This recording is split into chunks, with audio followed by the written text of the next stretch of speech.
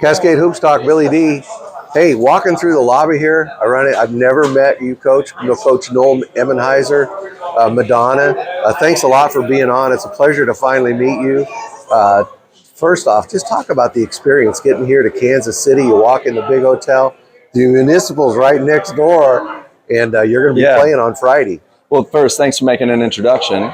We admire your work and appreciate all that you do, not just for small college basketball, but for basketball in general. So it's great to meet you, and it was really nice of you to introduce yourself. And we feel really grateful to be here. The NAIA does a great job and makes us a spectacle, and for us to be a part of it, we're excited and ready to get going. So I admit, you and I just started talking. I didn't realize you'd been at Madonna for 15 years. Where did you play? Yeah, I had the opportunity to play at Madonna as well. And then a short break between playing and returning as an assistant, and then a short time as an assistant. I was given the job about 15 years before I was ready. Yeah. Oh, okay. So you grew into the job. Yeah, I had the belief of the athletic director then at the time. He was either crazy or I don't know, but I'm grateful that he allowed me that opportunity. Well, it all worked out. I mean, you guys have an amazing basketball program there year after year after year. You guys are battling for that WAC championship. That's what I want to talk to you about, the WAC. I followed it really close this season. You know this better than anybody. Just to kind of recap, at the start of the year, it looked like Lords was just going to run away with it. And then you guys never lost contact, though, and nobody was talking about you, and you just kept inching up, and then you overtook Lords. And then you look behind your shoulder, and who's coming up? Kim Elders and Cornerstone. And they just caught fire at the end. It was a wild league, wasn't it? It was, yeah. We have great coaches, great players. We had a group from our perspective that just believed we could do it, and it's a little bit how we played all year, just consistency and resiliency. We stayed the course. We didn't pay too much attention to the position that we were in, just on how we were playing. And then there was a swing that took place right there at the end of the season where we were able to catch Lords, but Cornerstone got really hot and played great basketball all the way through the end. Yeah, Kim Elders really did a great job toward the end. And who'd they end up falling to? They ended up going out to Caldwell, and they fell to College Idaho. They did. We're going to talk about, you guys are going to start with College Idaho here on Friday? You're going Friday to play at 5. Let's talk about the pod. You and I just did, and my memory's getting bad. Who did you play in the first round? We opened up against Dort from Great Plains, and ultra skilled, really well coached. What an impressive team. They led the whole game, and then we were able to find a way kind of in the closing minutes to capture the lead and hold on. And incredible respect for their program and the way that they play, and they're just an incredible class act. Coach, I was just talking to a guy from Morningside about Dort. I mean, year in and year out, they're there. They have a great program. They have everybody I ask confirms this too. They say it is the toughest place in the country to play. I had to go over there when I was up north for the Orange City pod. I said, we have to go over to Dort. I have to walk in there because everybody says it's the hardest place to play. But they've never been able to crack through. So I know they were a good team. Really good team. I guess that's why we were grateful to host instead of having to go to you didn't want to go to Dort, trust me. They hosted for the women, but you were I guess lucky. But you weren't lucky. You earned that right to host. Absolutely. We attribute a lot of the things that happened to being grateful and lucky, but obviously the hard work of our team and the consistency to be in that position, it's a big advantage, and we're thankful for it. And then in the second round of that Shawnee State. State, they were able to get past Roosevelt, who was also another really talented team. Surprised me. And Shawnee State was impressive in terms of their ability and shot making. So another game that we felt extremely fortunate, but obviously our guys deserve to advance and move on from. Yeah.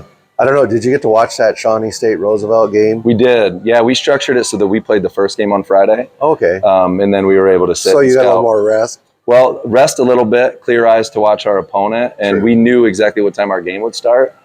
So we played at Grace in the opening round last year, and that's their approach, and we thought it was pretty smart. So we just stole the idea.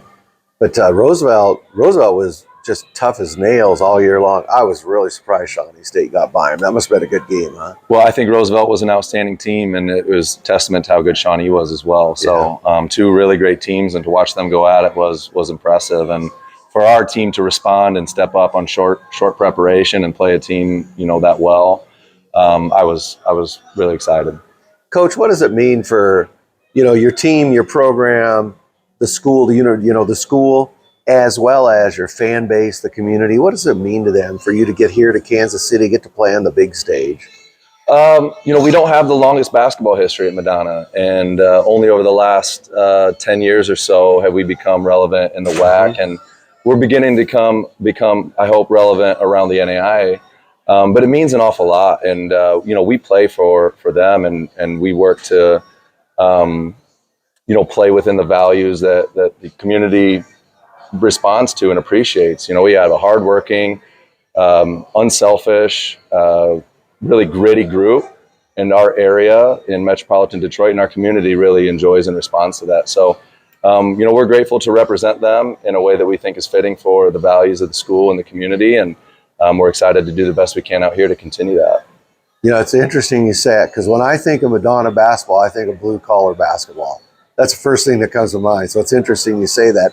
Kind of matches the area, or however you say it, the fan. Yeah, and I think a team should be representative of the type of people that are in the community, and we work hard to be that. And I think it helps both promote a good style of basketball, but also the involvement and the attraction of folks that want to be connected to what we're doing.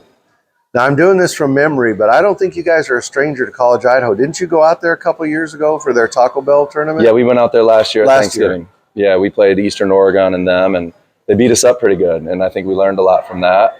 But at the same time, we recognize the challenges that they present. They have a unique defensive system, and they do a lot of really good stuff on offense. So our coaching staff is working to distill that down into some clear, actionable steps that we can take to try to put our players in a position to be confident, comfortable, and successful.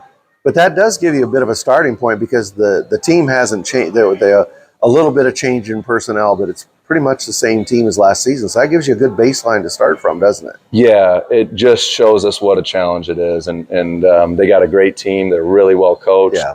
Admire their program a lot. And that entire community is fully behind them. So that's a testament to the work that Coach Blaine does. So we're excited to see, how we can prepare, and we're going to attack the challenge and see what happens. But you got one advantage: you're not playing in Caldwell.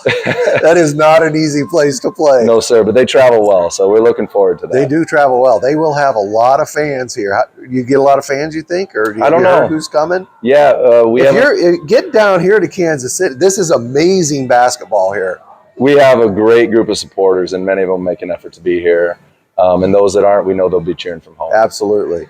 Well, I'm looking forward. I followed College Idaho. I see College Idaho play several times a year because I live out there. And, I'm looking forward. I told you before we started, I'm really looking forward to this matchup. It'll be a good WAC Cascade Conference matchup. We are as well. Hey, thanks a lot for giving me a couple minutes. I'm glad I finally got to meet you. Yeah, it's great to meet you, and thank you for all the work you do. Thank you. That's Coach Emenhiser, Madonna basketball. Thank you.